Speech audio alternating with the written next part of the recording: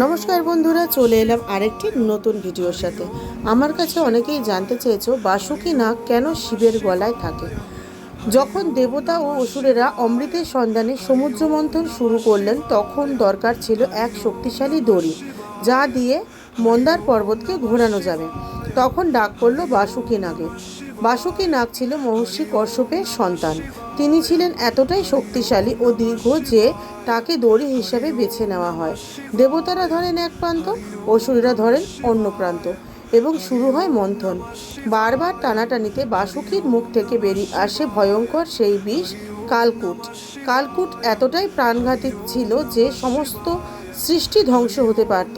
তখন এগিয়ে আসেন ভগবান শিব। শিব নিজেই সেই বিষ পান করেন। তার গলা নীল হয়ে যায়, আর তিনি হল নীলকণ্ঠ। এই সময় বাসুকি নাগও ভগবান শিবকে সাহায্য করার জন্য কিছু বিষ গ্রহণ করে থাকেন।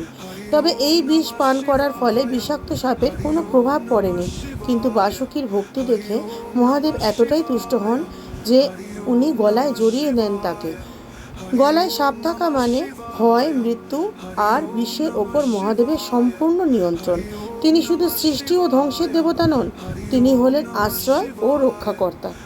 আমার এই ভিডিও ভালো লেগে থাকলে ফলো করে আমার পাশে থেকো, আর যাবার আগে কমেন্টে হর হর মহাদেব লিখতে ভুলো না কিন্তু। খুব শিগগিরই দেখা হচ্ছে আবার একটি নতুন ভিডিওর সাথে।